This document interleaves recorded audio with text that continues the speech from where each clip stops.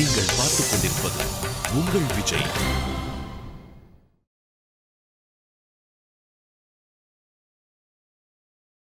Hi and welcome to Time Pass with me Vignesh Karthik.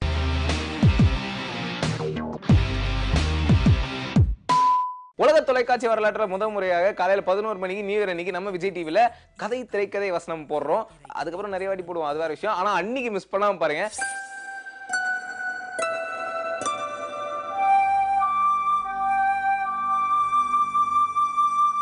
அந்த படத்தை பத்தி சொல்லணும் அப்படின்னா சான்ஸே இல்லை. பார்த்திபன் சார் வந்து ஒரு படத்தை வந்து ரொம்ப நாள் கழிச்சு டைரக்ட் பண்ணியிருந்தாரு.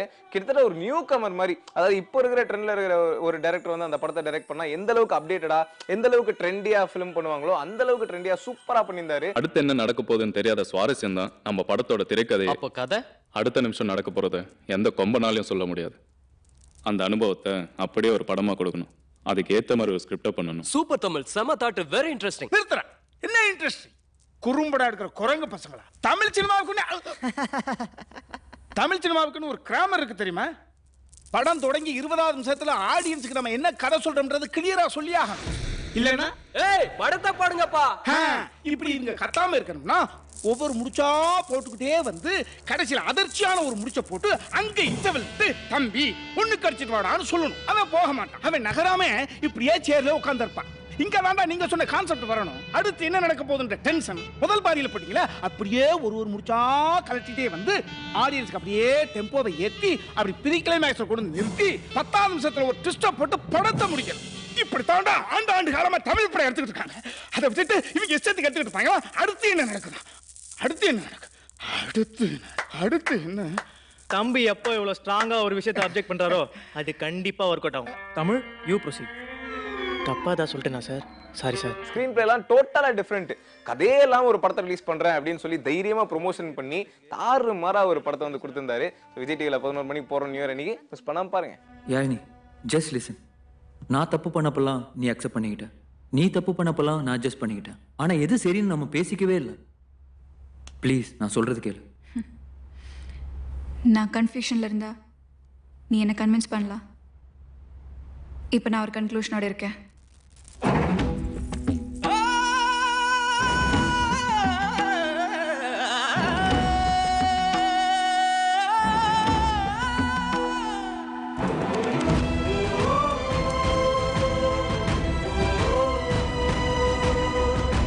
அந்த படம் முடிஞ்ச உடனே 3 மணி இன்னொரு படம் போடுறோம். அந்த படம் என்ன அப்படின்னு கேட்டீங்கன்னா முண்டாசுப்பட்டி. யாரா டைரக்டர்? ஒரு பயங்கர டிஃபரெண்டான ஒரு ஃபிலிம் அப்படின்னு சொல்லலாம். வில்லேஜ் பேக்ட்ராப்ல வந்து 80ஸ்ல நடந்த ஒரு கதையை விஷ்ணு, முனிஷ்காந்த், காளி, நந்திதா இவங்கெல்லாம் சேர்ந்து நடிச்சிருப்பாங்க. எங்க ஐயாவை சிங்கம் மாதிரி போட்டோ எடுக்கணும். சிங்கம் மாதிரி போட்டோ எடுக்கணும்னா காட்டுக்குள்ளதான் போகணும். தலைவரே, இந்தாங்க உங்க ஆயுதம். எங்க ஐயா எப்பவும் அருவாளோட தானே இருப்பாரு. ஜெனரலாவே இந்த 80ஸ்ல வில்லேஜ் ஃபிலிம் அப்படினாலே வந்து சீரியஸ் ஃபிலிம்ஸா தான் இருக்கும். ஆனா இது வந்து அவுட் அண்ட் அவுட் ஒரு காமெடி ஃபிலிம். இந்த போட்டோகிராஃபி சம்பந்தமான நிறைய இன்ட்ரெஸ்டிங்கான விஷயங்கள்லாம் படத்துல இருக்கும். ஸோ 3 மணிக்கு நியூ இயர் அன்னைக்கு விஜய் டிவில போடுறோம். அகைன் மிஸ் பண்ணாம பாருங்க.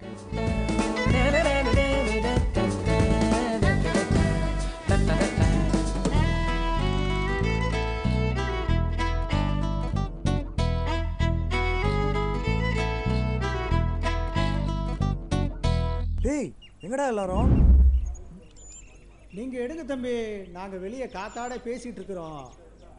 நம்ம ஊருக்காரனுங்களாம் விவரமானவனுங்கள எப்படி சமாளிச்சானுங்க பார்த்தீங்களா? அதுக்கு அடுத்தபடியா பாத்தீங்கன்னா 6 மணிக்கு இன்னொரு படம் போடுறோம். அந்த படம் வந்து என்ன அப்படின்னு பாத்தீங்கன்னா நான் சிகப்பு மனிதன்.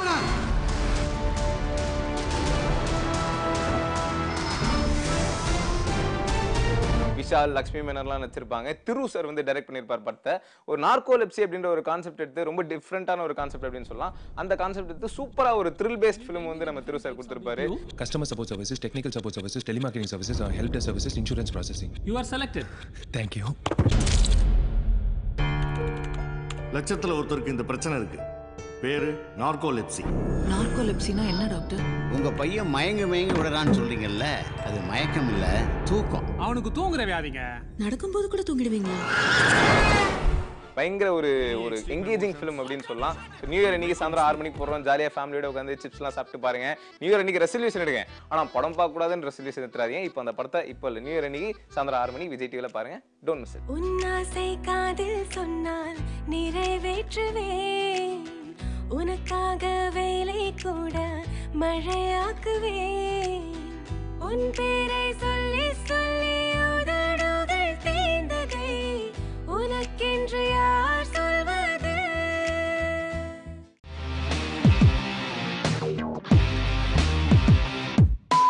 டைரக்டர் ஏஎல் விஜய் உங்க எல்லாருக்குமே தெரியும் அப்படின்னு நினைக்கிறேன். தமிழ் சினிமாவில் வந்து ஒரு பிரபலமான இயக்குனர் அப்படின்னு சொல்லலாம். கடைசியாக அவர் டைரக்ட் பண்ண படம் வந்து சைவம். யார் ஹீரோ? பாப்பா எங்கடி? என்னது சேவல் பேரு பாப்பாவா? சேவல் தான் ஹீரோனா, அப்ப ஹீரோயின் யாரு? இந்த படம் பாத்தீங்கன்னா ஒரு பயங்கர டிஃப்ரெண்டான ஒரு ஃபிலிம் அப்படின்னு சொல்லலாம். ஏன்னா ஒரு ஹீரோவே இல்லாம ஒரு குட்டி பொண்ணு வச்சு ரொம்ப அழகா ஒரு ஃபேமிலி என்டர்டெய்னரா அந்த படத்தை வந்து டைரக்ட் பண்ணிருப்பாரு. இதான் ஹீரோவே இல்லை அப்படின்னாலும் ஒரு ஃபேமிலி என்டர்டெய்னரா வந்து ரொம்ப நல்ல பேர் அவருக்கு வாங்கி கொடுத்துச்சு அப்படின்னு தான் சொல்லணும். வித்தியாசமான லவ் ஸ்டோரியா? அதுக்கப்புறம் அவருக்கு வந்து நம்ம அமலாபால் கூட கல்யாணம் ஆச்சு, அதுவும் உங்களுக்கு தெரிஞ்ச விஷயம் தான். படத்துல அவர் என்ன பண்றாரு? கல்யாணம் தான். அவ உன்னோட பெரியவடா. படத்துல ஏதாவது தெரிஞ்சவங்க ஏதாவது இருக்கா? அதுக்கப்புறம் ஒரு படம் வந்து டைரக்ட் பண்ணிட்டு இருக்காரு. அந்த படத்தோட ஹீரோ யார் அப்படின்னு பாத்தீங்கன்னா நம்ம விக்ரம் பிரபு. அந்த படத்தோட பேர் வந்து ஸ்டார்டிங்ல வந்து பேர் வைக்கல, பட் இப்போ வந்து ஒரு பேர் வச்சிருக்காங்க. அந்த பேர் வந்து என்ன அப்படின்னு பாத்தீங்கன்னா இது என்ன மாயம். பயங்கர டிஃப்ரெண்டா இருக்குல்ல? அதே மாதிரி படம் வந்து பயங்கர டிஃப்ரெண்டா இருக்கும் அப்படின்னு நம்ம எல்லாருமே நம்பலாம்.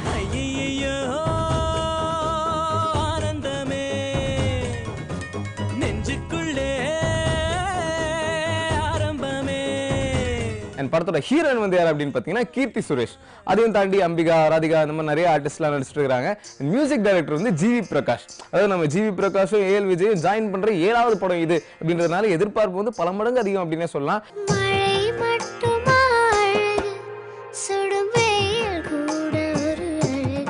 அண்ட் வழக்கமாக நம்ம ஏஎல் விஜய் அப்படின்னாலே கேமராமேன் வந்து நீரஜ் தான் இருப்பாரு. ஸோ இந்த படத்துலேயே நம்ம நீரஜ் தான் கேமரா பண்ணியிருக்கிறார். ஸோ அந்த மேஜிக் வந்து கண்டிப்பாக ரிப்பீட் ஆகும் அப்படின்றதுல எந்த சந்தேகமும் இல்லை.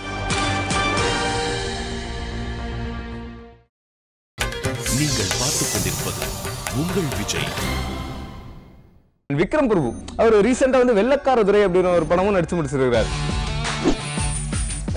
உங்களுக்கு அரசியல் இறங்குற எண்ணம் இருக்கா? நான் இருக்கேன், என்ன நம்புங்க. காக்கா முட்டை காக்கா முட்டை காக்கா முட்டை கண்ணால தான் கபடி ஆடுவே, கண்ணி காலம் நேரம் பார்த்திடாம மகுடி ஊதுவேன். இந்த 2 படமும் வந்து ஒரு மிகப்பெரிய வெற்றி அடைகிறதுக்கு விஜய் டிவி சார்பாக வாழ்த்துக்கள்.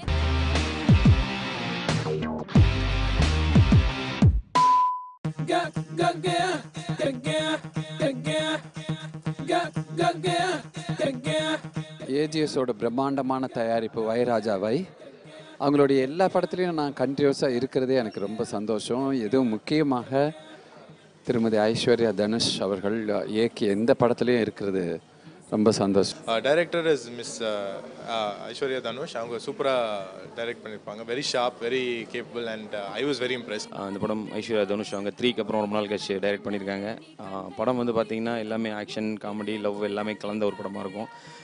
இந்த படத்தில் வந்து பார்த்திங்கன்னா விவேக் சாரோட வேறு நடிச்சிருக்கேன். ஸோ ஃபஸ்ட் டைம் இன்னொரு பெரிய காமெடியோட பேர் பண்ணியிருக்கேன். ஸோ அதுவும் ரொம்ப நல்ல எக்ஸ்பீரியன்ஸாக இருந்தது. இந்த படத்தின் இயக்குனர் திருமதி ஐஸ்வர்யா தனுஷ். 2வது படம். கதை திரைக்கதை இயக்குனர் திருமதி ஐஸ்வர்யா தனுஷ். பாடல்களுக்கு முக்கியத்துவம் கொடுத்து நன்றாக இசையமைப்பாளர் யுவன் சங்கர் ராஜாவிடம் வேலையை வாங்கியிருக்கிறார் என்று கூறலாம். பச்சை வண்ண பூவே சிரித்து போனாய், என் பூமி எங்கும் பச்சை இறைத்து போனாய். ஃபர்ஸ்ட் டைம் ஐஸ்வர்யா தனுஷோட சேர்ந்து ஒர்க் பண்ணியிருக்கோம். அண்ட் எல்லா சாங்ஸும் கேட்டு என்ஜாய் பண்ணுங்க. ஃபர்ஸ்ட் டைம் ஹிப்ஹாப் ஆதியோட ஒர்க் பண்ணியிருக்கேன். அப்புறம் Gaana Bala's written song in this and Madhan Karky's also அவரோடையும் சேர்ந்து ஒர்க் பண்ணியிருக்கோம். ஸோ எல்லா சாங்ஸும் கேட்டு என்ஜாய் பண்ணுங்கள்.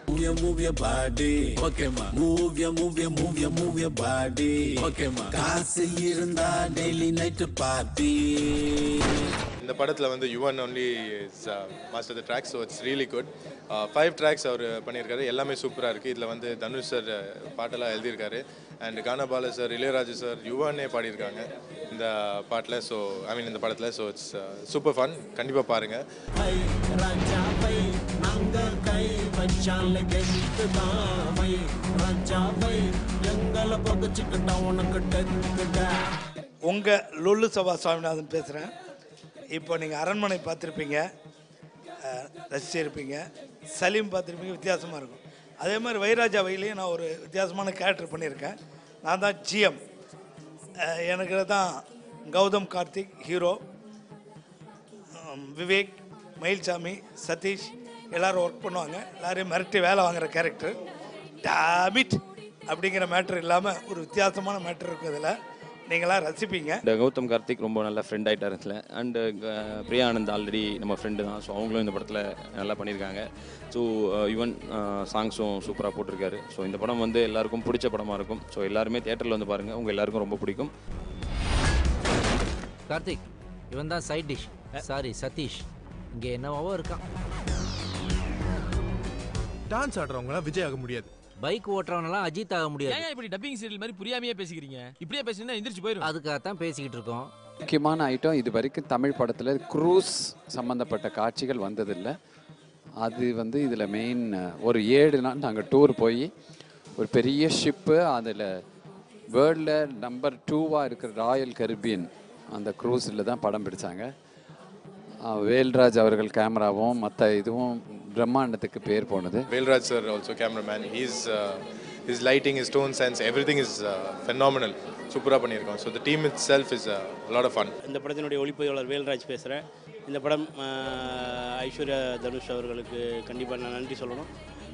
என்னையும் இந்த கூட்டணியில் சேர்த்துக்கிட்டதுக்காக.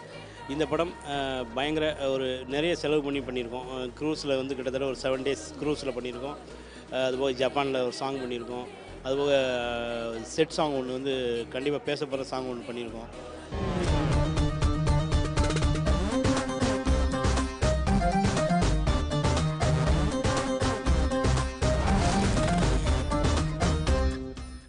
என் பேர் குமார், கொக்கி குமார்.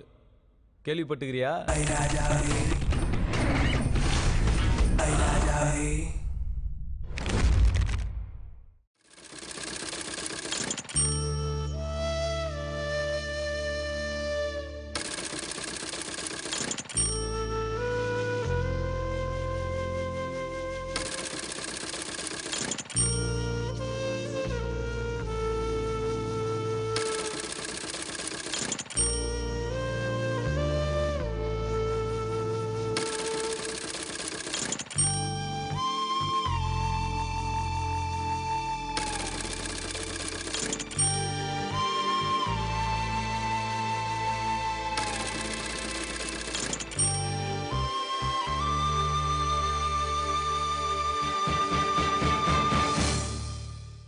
எந்த ஒரு விஷயத்தை எடுத்தாலும் அது எப்படி ஆரம்பிக்கிறது?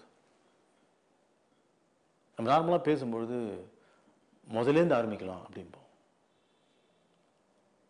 ஆனால் இவர் கடைசிலேருந்து ஆரம்பிக்கலாமே அப்படின்னு ஆரம்பித்தார். அவருடைய முதல் திரைப்படத்தின் பெயர் நீர்க்குமிழி. நீர்க்குமிழி, திரைத்தாயின் கருவறையில் நீ விட்ட முதல் மூச்சுக்காற்று. தமிழ் திரையுலகிற்கே அதுதான் சுவாசக்காற்று. திரைக்கு முன்னால் கைதட்டல்கள் வாங்கிய திரைமறைவு கலைஞர்களின் முதல் பிரதிநிதி கே. பாலச்சந்தர்.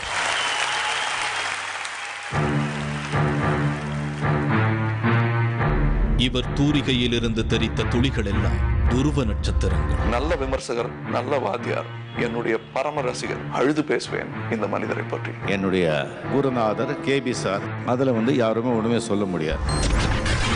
இவர் மீறிய இலக்கணம் எல்லாம் தமிழ் சினிமாவிற்கு புது புது அர்த்தங்கள்.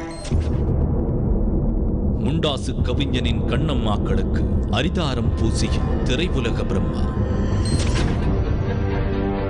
முடிகள் நரைத்தாலும் மூளை நரைக்காத டீனேஜ் இளைஞர் இயக்குனர் சிகரம் கே. பாலச்சந்தர். சினிமாவிலேயே இன்னும் எத்தனையோ இதெல்லாம் கடந்து போக வேண்டியதா இருக்கு. அதெல்லாம் இன்னும் கடக்கவே இல்லையே. அதுக்கு இன்னும் ஒரு ஆயுசு கொடுத்தாங்க ஆண்டவன். நிச்சயமா அதெல்லாம் கடந்து போவேங்கிற நம்பிக்கை இருக்கு எனக்கு.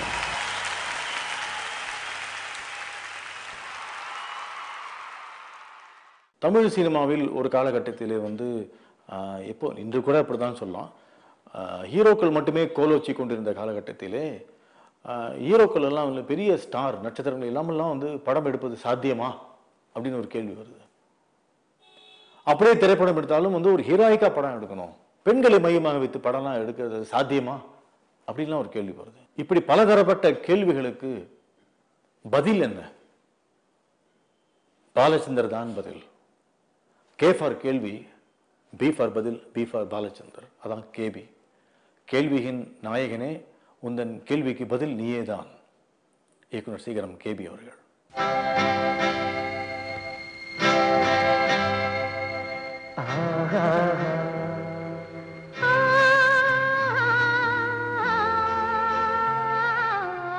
ஆயிரத்தி 1930 வருடம் ஜூலை 9ஆம் தேதி நன்னிலம் நல்லமாங்குடி கிராமம். பட்டா மணியக்காரர் கைலாசம் காமாட்சிக்கு 5வது பிள்ளையாக பிறக்கிறார் கே பாலச்சந்தர். உடன் பிறந்தோர் ஒரு சகோதரனும் 4 சகோதரிகளும். பள்ளி படிப்பு நன்னிலம் போர்டு ஹைஸ்கூல். படிக்கும் போதே பள்ளியிலும் வீட்டு திண்ணையிலும் வேஷ்டியை வெள்ளித்திரையாக்கி நாடகங்கள் நடத்தி கதை வசனம் டைரக்ஷன் கே பாலச்சந்தர் என்கிற டைட்டிலை சொந்தமாக்கி கொண்டார்.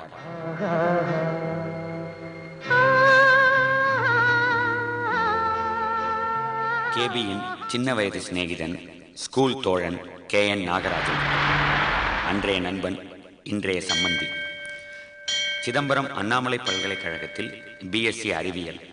முதல் பெஞ்சில் இவருக்கு பக்கத்தில் இருந்த கல்லூரி நண்பர் doctor MS Udayamoorthy. Muthupet district board ஹைஸ்கூலில் ஆசிரியராக ஓராண்டு பணியாற்றிவிட்டு சென்னை AGS அலுவலகத்தில் அப்பர் டிவிஷன் கிளார்க்காக வேலை. ஒரு விழாவில் சினிமா விசிறி என்று தானே எழுதி தானே மோனோ ஆக்டிங் செய்து ஒன்மேன் ஷோவாக அவர் போட்ட முதல் நாடகமே பெரும் பரபரப்பை ஏற்படுத்த சுகுண விலாஸ் சபாவிலிருந்து நடிக்க அழைப்பு வர 20 வயதான இளைஞருக்கு கிடைத்தது 60 வயது தந்தை வேடம். இவரது நாடகங்களை பற்றி AGS அலுவலகம் அப்பர் டிவிஷன் கிளார்க் ஒருவர் பாலச்சந்தரிடம் தினமும் விவாதம் செய்ய வருவார். அந்த கிளார்க்குக்கு மிகவும் பிடித்த திரைப்பட இயக்குனர் சத்யஜித் ரே. அவரை பற்றி பாலச்சந்தரிடம் மிகவும் சிலாகித்து பேச இருவரும் ஒரே ரசனை உள்ளவர்களாக ஆனதால் அவர்களிடையே ஆழமான நட்பு உருவாயிற்று. அந்த நண்பர் தன் கடைசி மூச்சு வரை பாலச்சந்தரின் படைப்புகளுக்கு உதவியாக இருந்த அனந்து. 1956 மே 31 நாகர்கோயில் கிருஷ்ணன் கோவிலில் திருமதி ராஜத்தை மணக்கிறார் பாலச்சந்தர். ராகினி ரெக்ரியேஷன்ஸ்க்காக கேபியின் எழுத்தாற்றல் சென்னையின் சபாக்களில் அரங்கேறின.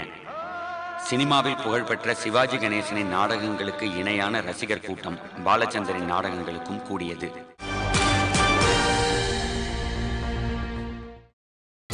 நீங்கள் பார்த்துக் கொண்டிருப்பது உங்கள் விஜய். AGS ஆஃபீஸில் வேலை கிடைக்கிறது அப்படிங்கிறதுலாம் ஒரு இன்னைக்கு இல்லை, அன்னைக்குமே ஒரு நல்ல வேலை தான்.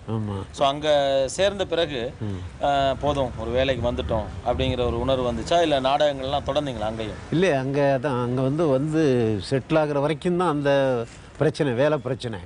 வேலையில் சேர்ந்த பிறகு 9 to 6 9 to 7 அது கொஞ்சம் டைம் ஆகும், 7 மணி வரைக்கும் வேலை ஆகும்.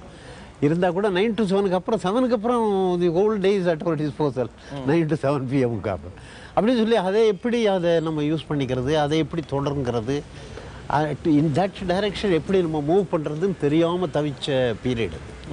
அப்போ பீரியடில் தான் நான் அப்படியே அந்த ஆஃபீஸ் முடிச்சுட்டு வந்துட்டு ஒரு சைக்கிள் எடுத்துகிட்டு அப்படியே போய் பார்த்தா திருவள்ளுவரி போனால் அங்கே இந்த amateur theatre amateur drama groups எல்லாம் இருக்குது. ட்ரிப்ளிகன் ஃபைன் ஆர்ட்ஸ் கிளப்னு ஒன்று உண்டு. அப்போ தான் அதான் NS நடராஜர்லாம் அதில் இருந்தார். அது ஒரு நல்ல ஃபேமஸ் குரூப். அது ஃபேமஸ் குரூப், நாடகங்கள் நடிக்கிற குரூப் அது. சரி சரி. அந்த இதில் போய் அந்த அவங்க போர்டு ட்ரிப்ளிகன் ஃபைன் ஆர்ட்ஸ் கிளப்னு ஒரு ஏதோ மாடிப்படி ஏறி அவங்க ஒரு ஆஃபீஸ் ரூம் இருக்கும். அங்கே எல்லோரும் போயிட்டு வந்துட்டு இருப்பாங்க. சும்மா அங்கே போய் வாய்ப்பு தேடுறதுக்காக போகிறது. பட் தைரியம் வராது, கேட்க தைரியம் வராது. இந்த சென்ஸ் இனி யார் என்ன எது நம்மளை எப்படி இது பண்ணுவாங்க. அங்கே போய் நின்றுட்டே இருந்துட்டு அப்படியே பார்த்துட்டு கொஞ்சம் நேரம் பார்த்து இருந்துட்டு யார்கிட்ட பிடிச்சி கேட்கலான்னு சொல்லிட்டு ஒன்று கேட்காம வந்துடுறது. அப்படி பல முறைகள் ட்ரை பண்ணுறது. அது போவீங்க ஆனால் திரும்ப வந்து ஏஜிஎஸ்ல நாடகங்கள் போட்டுக்கிட்டு இருந்த நீங்கள் சபாக்களுக்கு வாய்ப்பு தேடி அலைஞ்சதும் ஒரு பக்கம் நடந்திருக்கு. ஒரு பக்கம் நடந்துட்டு இருக்கு. இல்லை, அதுக்கு முன்னாடி நமக்குன்னு ஒரு குரூப் ஒன்று ரெடி ஆகலை. இல்லை, அந்த ஒரு குரூப் வந்து எப்போ ரெடி ஆச்சுனாக்க, நான் ஏஜிஎஸ் ஆஃபீஸில் நான் போட்ட நாடகத்தை பார்த்துட்டு ஒரு இந்த விஎஸ் ராகவன் இருக்கார்ல, அவர் ஒரு குரூப் ஒன்று வச்சுருந்தார், இந்தியன் நேஷனல் ஆர்டிஸ்ட்னு. அந்த நாடகத்தை பார்த்துட்டு அதில் நடிக்கிறத பார்த்துட்டு எனக்கு நீங்கள் அது நாடகம் முடிஞ்ச உடனேயே சைடிங்கில் பார்த்துட்டு அவர் சொல்லி இது மாதிரி நான் ஐஎன்ஏ ட்ரூப் நடத்துகிறேன், எங்கள் குரூப்பில் நீங்கள் இது பண்ணோம், எங்கள் குரூப்பை நான் இனாகரேட் பண்ணுறேன் அப்படின்னு சொல்லி நீங்கள் ஜாயின் பண்ணணும் அதில் அப்படின்னு சொன்னார் அவர். இது என்னது கரும்பு தின்ன கூலியா உண்டுங்கிற மாதிரி சரின்னு சொல்லிட்டு நான் மீட் பண்ணுறேன்னு சொல்லிட்டேன். அப்படியே அவரோட ஜாயின் பண்ணேன். நான் அவரோட ஜாயின் பண்ணேன். அதுக்கப்புறம் இந்தியன் நேஷனல் ஆர்டிஸ்ட் வரிசையாக நாடகம் போட்டாங்க. அந்த நாடகம் போட்டதில் ஃபஸ்ட்டு ஓல்டு மேன் தான். வயசு 20, 21.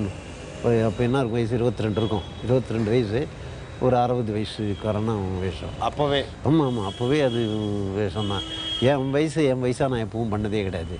எல்லாம் டபுள் ட்ரிபிளாக தான் பண்ணியிருக்கேன் நான். அப்படி அந்த இதில் நாடகத்தில் அந்த குரூப்பில் இருந்தேன் நான். அந்த குரூப்பத்தில் இருந்தது போது அதற்கு பிறகு நான் அந்த குரூப்புக்கே இந்தியன் நேஷனல் ஆர்டிஸ்ட் குரூப்லேயே அவங்களுக்கே நாடகம் எழுதுறதுக்கு ஆரம்பித்தேன். அப்புறம் எழுத ஆரம்பித்தேன். கௌரி கல்யாணம்னு ஒரு நாடகம் ஒன்று எழுதினேன். அதுக்கப்புறம் சதுரங்கம்னு ஒரு பிளே, ரொம்ப நல்ல பிளே, ஒரு இங்கிலீஷ் பிளேயை பேஸ் பண்ணி ஒரு 1 செட்டில் பண்ண ஒரு பிளே. அது அந்த பிளேயை நம்ம பண்ணலாம், அந்த மாதிரி ஒரு பிளே பண்ணணும்னு ராகவன் சொல்லி ஒரு ஆங்கில புஸ்தகத்தை பார்த்துட்டு ஒரு பிளே, ஒரு சின்ன பிளே ஒன்று எடுத்து கொடுத்தாரு. அந்த பிளேயை நம்ம அப்படியே ட்ராமடைஸ் பண்ணி அது கொடுத்து ஒரே செட்டு இருக்கும், பல காட்சிகள்லாம் மாறாது, ஒரே செட்டில் 2 மணி நேரம் நடக்கிற பிளே அது போட்டோம். அது 1 செட்டு பிளேன்னு. That was very famous and that was very successful.